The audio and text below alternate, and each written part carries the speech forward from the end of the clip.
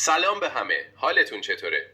امروز میخوایم بریم سراغ یه سفر کاملا متفاوت. سفری به تاریک ترین و مرموز ترین گوشه های دنیا. جایی که هر آجری، هر سکوتی یه داستان وحشتناک رو فریاد میزنه. اگه فکر میکنید دل و جرأت زیادی دارید، آماده باشید چون قرار نیست این ویدیو رو فراموش کنید. میخوایم 10 مکان نفرین شده در دنیا رو بهتون نشون بدیم که حتی فکر کردن بهشون هم مو رو به تن آدم سیخ میکنه. آماده اید؟ پس بزن بریم.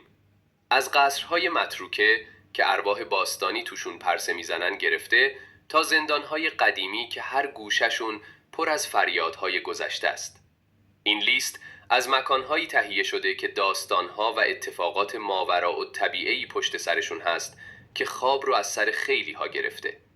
فرقی نمیکنه به ارواح و پدیده های ماوراءالطبیعه اعتقاد دارید یا نه، این مکانها اونقدر مرموز و عجیب هستن که هر کسی رو به فکر فرو میبرن.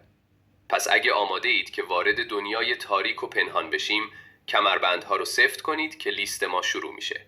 شماره 10، تونل های جهنم، ایرلند. شماره 10 لیست ما میرسه به تونل های جهنم در ایرلند. این عمارت بالای کوه ادنبری واقع شده و قبلا یک کلوب مخفی بوده که اعضاش مراسم شیطانی برگزار میکردن. میگن توی این تونل ها ارواح شیطانی و حتی خود شیطان دیده شدن. خیلی ها قسم میخورن که صداهای عجیب و غریب و خنده های شیطانی رو از داخل این تونل ها شنیدن. مخصوصا وقتی شب میشه و سکوت همه جا رو فرا میگیره.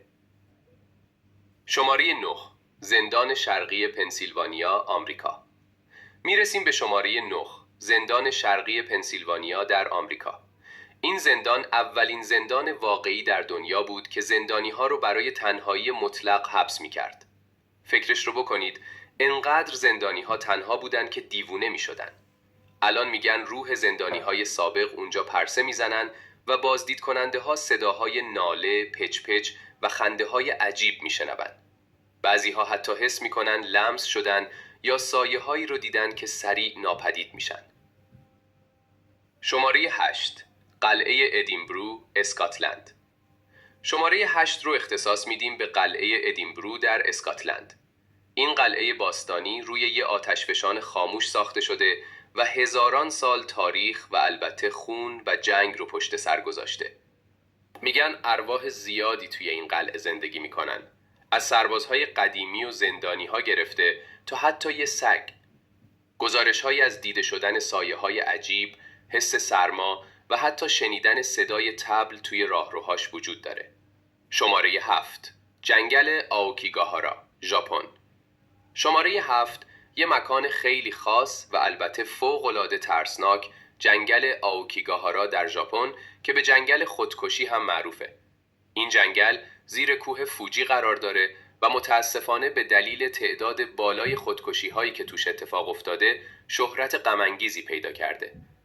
میگن روح کسانی که اونجا جونشون رو از دست دادن توی جنگل پرسه میزنن و بعضی ها صدای گریه و ناله میشنون.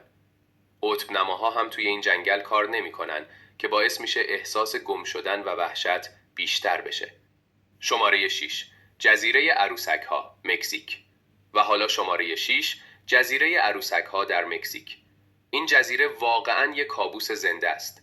یه مرد به اسم دون جولیان باررا برای اینکه روح یه دختر کوچولو رو که توی کانال غرق شده بود آروم کنه، شروع به آویزون کردن عروسک های قدیمی و ترسناک به در و دیوار درخت ها کرد. الان هزاران عروسک خراب و کثیف و شکسته از درخت ها آویزونن که خیلی هاشون چشم ندارن یا دست و پاشون قطع شده. مردم قسم میخورن که این عروسک ها در شب زنده میشن و به هم نگاه میکنن و حتی پچ پچ میکنن. شماره 5، خانه وینچستر میستری در آمریکا. میرسیم به نیمه دوم لیست. خانه وینچستر میستری در کالیفرنیا، آمریکا. این خونه متعلق به سارا وینچستر، بیوه سازنده اسلحه وینچستر بود. بعد از اینکه شوهر و دخترش رو از دست داد، یه پیشگو بهش گفت که ارواح قربانیان اسلحه وینچستر دنبالش هستن و باید یه خونه بسازه که هیچ وقت تموم نشه تا از دستشون فرار کنه. نتیجهش یه عمارت غول پیکر با راهروهای بنبست، پله‌هایی که به سقف میرسن، درهایی که به دیوار باز میشن و پنجره هایی که رو به هیچ جا هستن. اینجا پر از انرژی های عجیب و غریبه و خیلی ها ادعا میکنن ارواح رو دیدن. شماره 4، گورستان پرلاشز، فرانسه. شماره 4 رو اختصاص میدیم به یکی از معروفترین گورستان‌های دنیا، گورستان پرلاشز در پاریس، فرانسه. شاید در روز زیبا به نظر بیاد، ولی این گورستان پر از داستان‌های ارواح و اتفاقات عجیب و غریبه. افراد مشهوری مثل جیم موریسون و اسکار وایلد اینجا دفن شدن. اما ارواح سرگردون زیادی هم دارن. بازدید کننده ها میگن گاهی حس میکنن کسی کنارشون راه میره یا صداهای نجوا رو میشنون. یه فضای سنگین همیشه تو این گورستان حس میشه. شماره 3، برج لندن، انگلستان. و حالا وارد 3 مکان برتر میشیم. این برج در طول تاریخش هم قصر بوده و هم زندان و محل اعدام.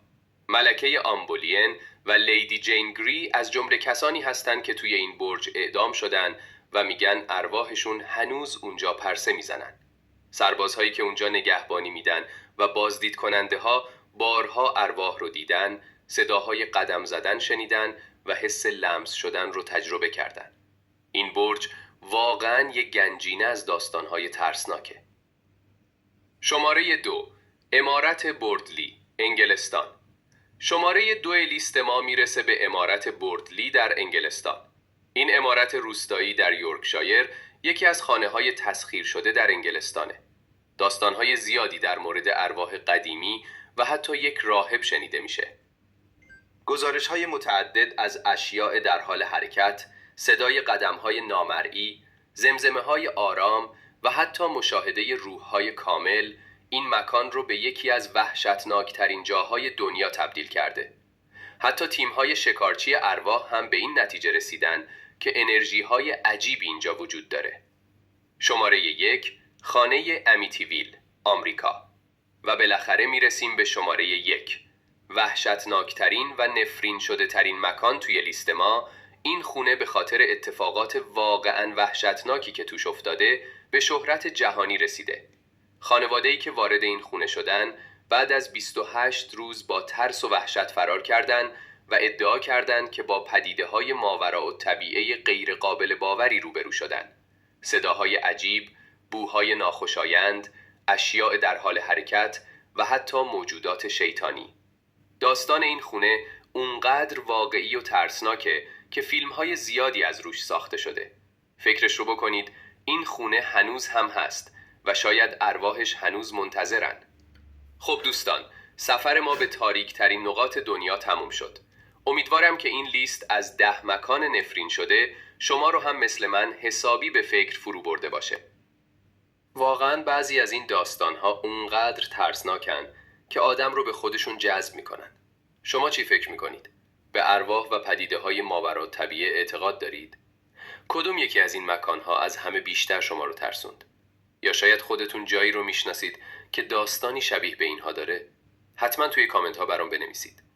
اگه از این ویدیو خوشتون اومد، یادتون نره که لایک کنید و کانال رو سابسکرایب کنید تا ویدیوهای جذاب بعدی رو از دست ندید. زنگوله رو هم بزنید که اولین نفری باشید که ویدیوهای جدید رو میبینید.